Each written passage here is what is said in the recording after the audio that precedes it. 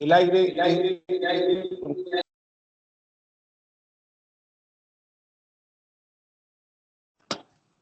entonces la aerodinámica va a estudiar las fuerzas que producen el aire.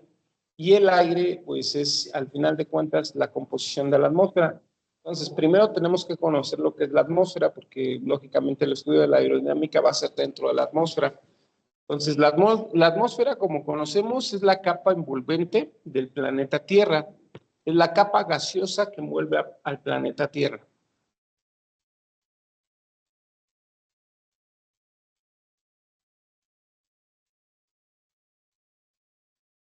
La capa envolvente, la capa gaseosa,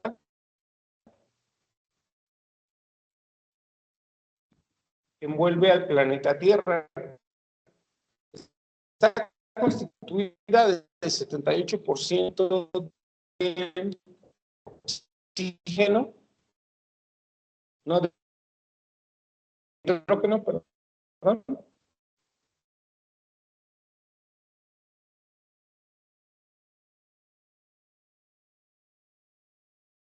De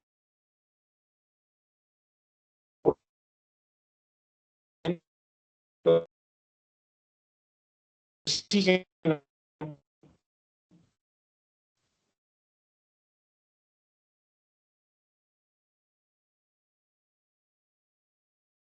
Y 1% de gases raros, 78% de nitrógeno, 21% de oxígeno y 1% de gases raros. Entonces, si nosotros vamos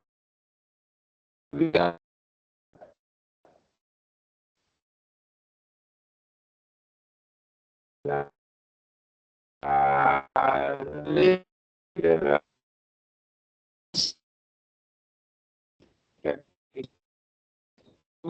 las fuerzas producidas por el aire, pues es inevitable.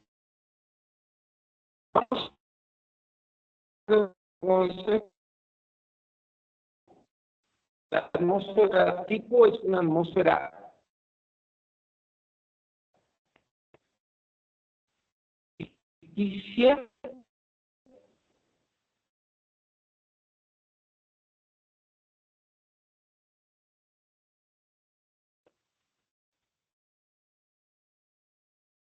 La atmósfera tipo es una atmósfera ficticia que por conveniencia se adopta la aeronáutica, en la cual la presión y densidad son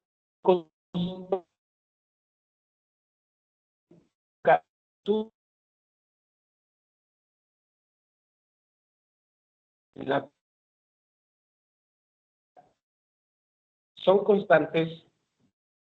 Entonces vamos a producir temperatura de unidades, 760 milímetros de mercurio, 29.92 pulgadas de mercurio. Varios también son conocidos.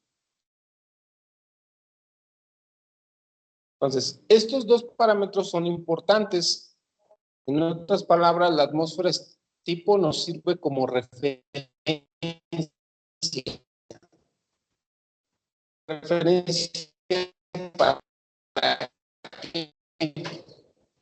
para diseñar los aviones. ¿Qué diseñar el avión? Diseñar el motor de la aeronave. Vamos a diseñar sus instrumentos. Dentro de los instrumentos, ¿se acuerdan que tenemos un instrumento que utiliza la presión barométrica y debe de ser ajustado? El famoso altímetro, ¿no? Cada vez que nosotros usamos el altímetro, debemos de ajustarlo con cierta presión, dependiendo del escenario, ¿no?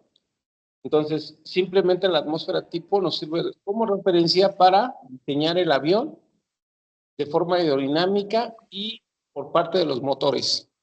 Y para navegar como referencia.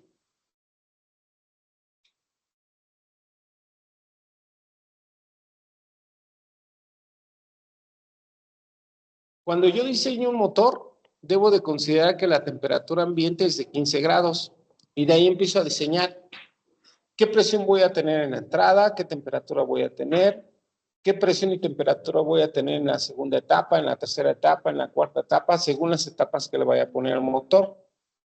Y en función a eso, pues voy a determinar también su temperatura, su presión y su temperatura, ¿sale?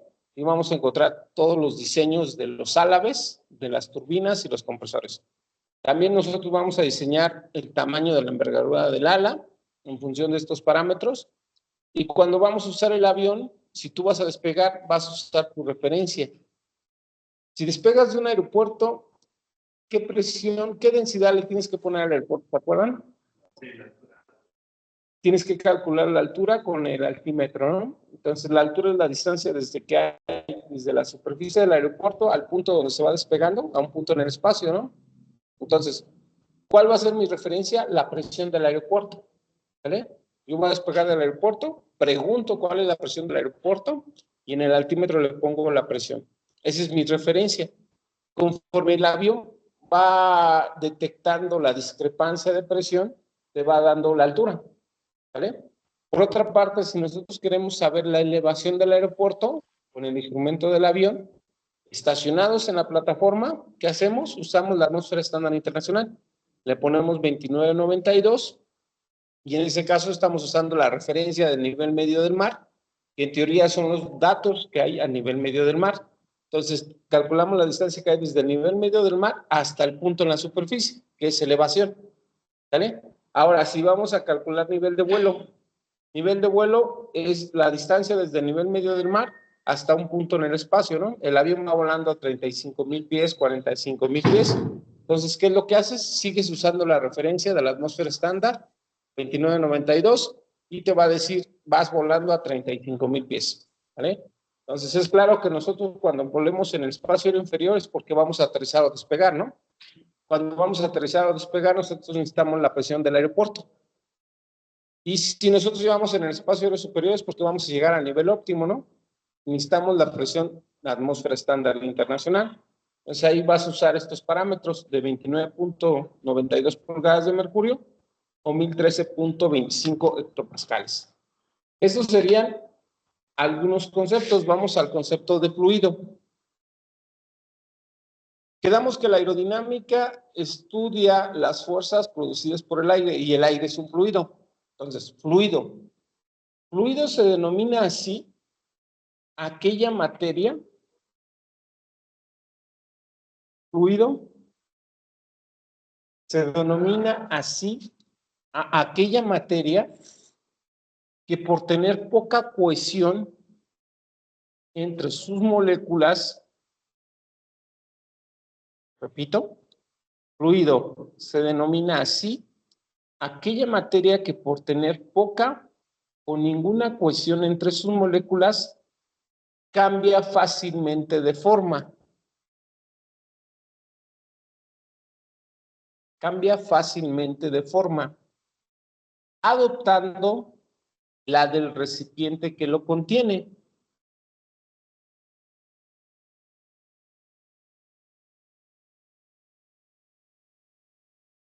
El aire es el principal fluido en el estudio de la aerodinámica. De hecho, por eso se llama aerodinámica, ¿no? Aero de aire, dinámica, estudio del movimiento. Entonces, como dicen los griegos, etimológicamente hablando, aerodinámica es el estudio del movimiento del aire. Entonces, el aire es un fluido. Entonces, vamos a estudiar el aire, va a tener cierto comportamiento, se va a adaptar al molde donde lo contiene. En este caso, ¿cuál es el molde? Pues en este caso sería el tamaño de la atmósfera y lógicamente el avión se va a desplazar envolviéndose al aire, ¿no?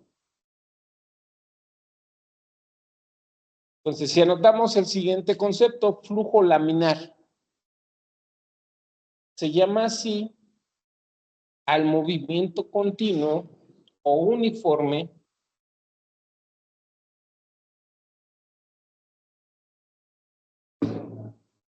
flujo laminar se llama así al movimiento continuo o uniforme de un fluido.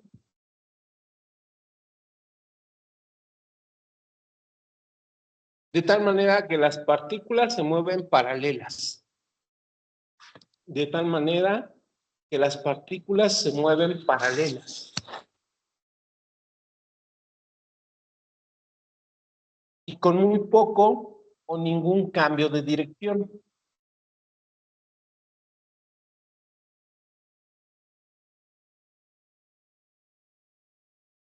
Repetimos, el flujo laminar se llama así al movimiento continuo o uniforme en un fluido, de tal manera que las partículas se mueven paralelas y con muy poco o ningún cambio de dirección.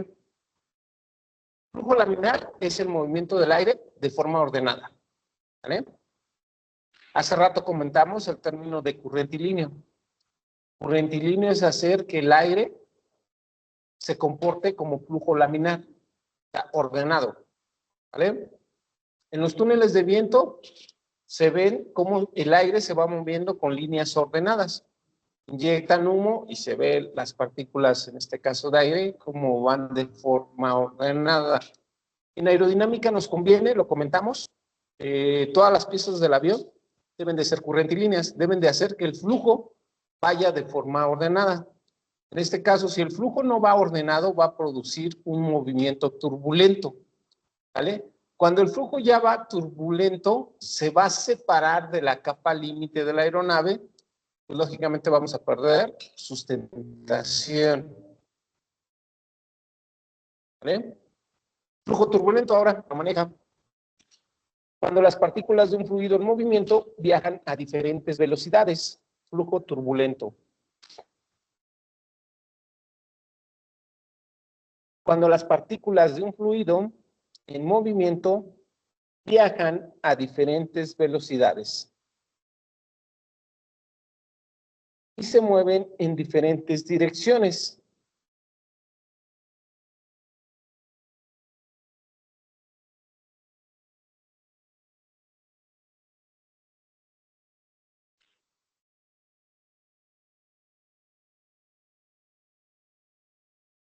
Repito, flujo turbulento cuando las partículas de un fluido en movimiento viajan a diferentes velocidades y se mueven en diferentes direcciones, formando remolinos y creando turbulencias. Formando remolinos y creando turbulencias. A diferencia del flujo laminar, el flujo turbulento es el movimiento desordenado de las partículas. ¿Vale?